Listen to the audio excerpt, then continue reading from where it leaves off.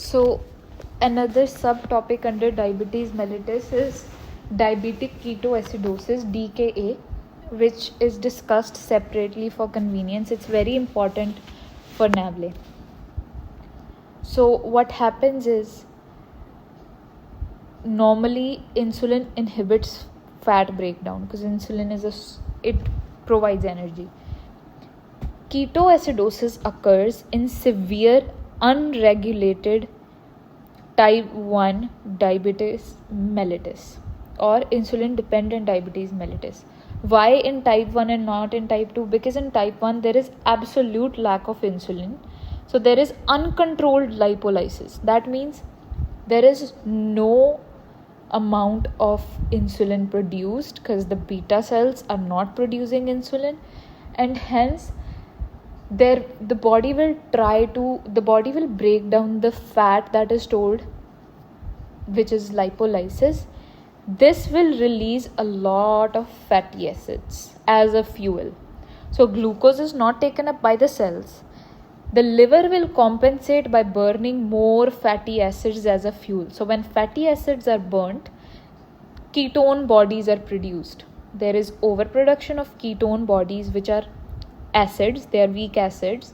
Hence, there will be metabolic acidosis, very, very important, and the pet will become acidotic. This is diabetic ketoacidosis. Because of diabetes, ketone bodies are formed and metabolic acidosis occurs. This is very important. Why does it not happen in type 2? This is a normal question. Because in type 2 there is some insulin present. The insulin was being produced, but there was peripheral resistance, right? That was the basic concept for type 2 diabetes. So the amount of insulin that is being produced in case of type 2, it will keep the lipolysis partially suppressed, because insulin normally inhibits fat breakdown. That is the work of insulin. So if the insulin is already produced, it will try to block the lipolysis. Lipolysis does not happen, and that's why DKA is seen in type 1 diabetes mellitus. So what are the clinical signs? Acidosis will cause nausea because it will irritate the chemoreceptor trigger zone. So because of that, there will be vomiting and diarrhea. Very important. Vomiting, diarrhea happens, and what will it lead to? There will be fluid loss, so it will both cause dehydration. Dehydration is also very important in this case. Very, very important. Vomiting, diarrhea, dehydration. There may be anorexia, stupor, coma, and the animal may have acetone breath, which is fruity smell. It's because of the ketone bodies produced. Other than this, the normal signs that are seen in case of diabetes mellitus, that are hyperglycemia, etc., they will be present in DKA. So I won't be repeating those signs, but I will just tell you the important signs that are specific to DKA. Now, blood picture. Along with the diabetes mellitus signs, what are the characteristic signs for DKA? The first one is increased BUN and creatinine. Why? Because of dehydration. Dehydration is very important here. The blood glucose is very, very high because it is severe unregulated type 1 diabetes. So the blood glucose is often more than 400 to 500 milligram per deciliter. This is just extra information, no need to remember. There is severe unregulated glucoseuria, severe acidosis. So the blood picture will reveal acidosis. How? There will be low bicarbonate. There will be high anion gap.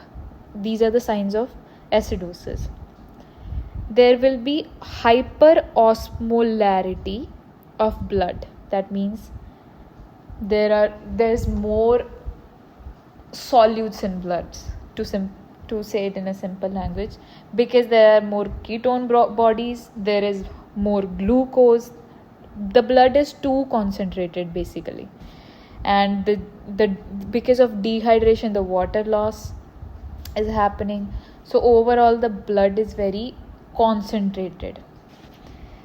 And another characteristic of DKA is ketonuria. You will be able to detect ketone bodies in urine, and obviously glucosuria will be present. All the signs of diabetes mellitus are seen in DKA, but there are extra signs that we need to remember that just belong to DKA.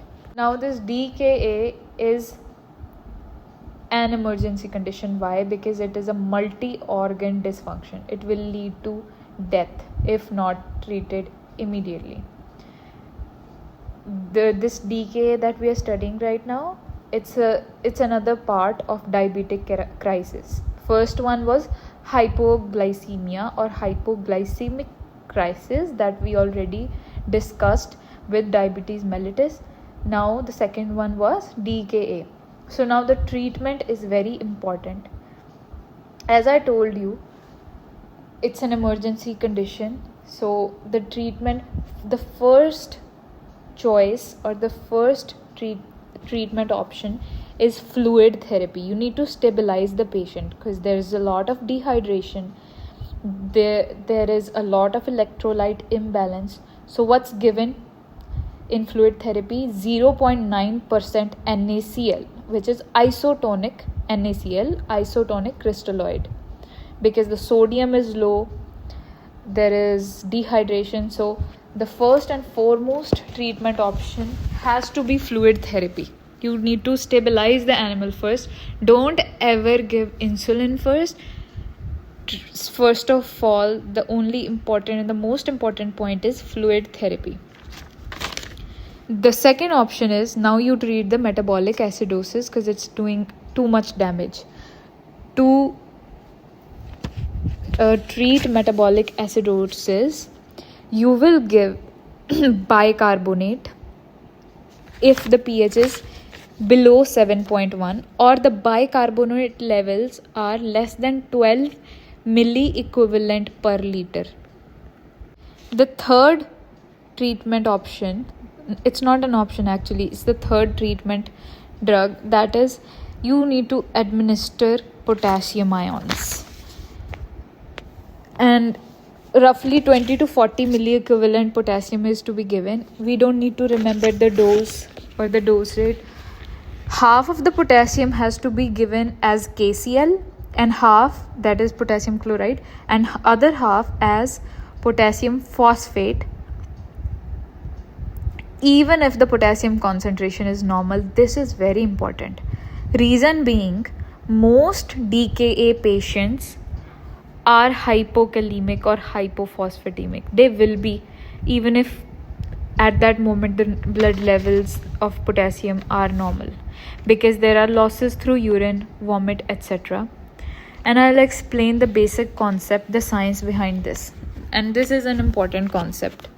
So during acidosis, what happens is the H positive ion, which is responsible for the metabolic acidosis, it enters the cell, and in return potassium leaves the cell.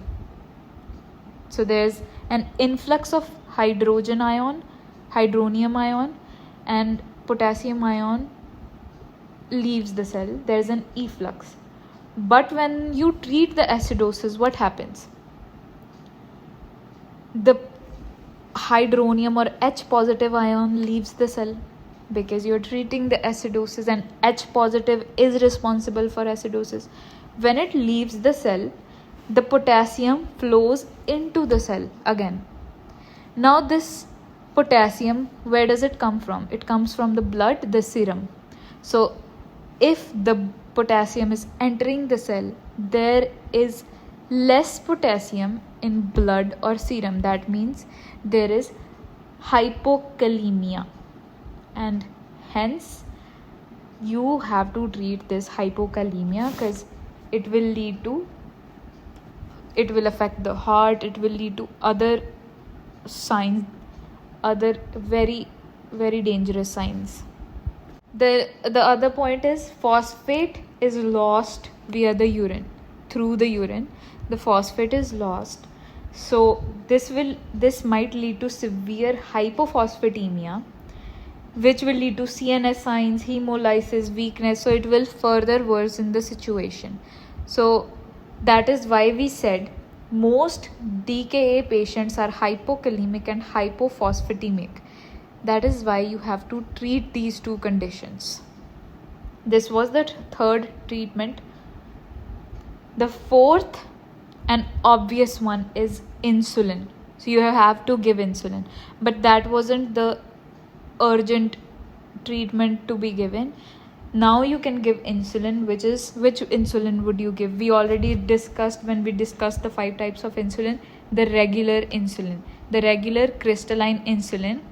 We read there that it is the only type of insulin that can be given through IM or IV route as well as subcut, and it is the only insulin that can be used in case of emergency, that is DKA. So this is very, very important. I will summarize the treatment for ketoacidosis, diabetic ketoacidosis. First one is fluid therapy, 0.9% NaCl. Second one is bicarbonate. Third one is potassium, half in the form of KCl and half in the form of potassium phosphate. The fourth and the last one is regular crystalline insulin, which is given through IM route. That's it for diabetes and DKA, and that's all that we need to remember for NABLE.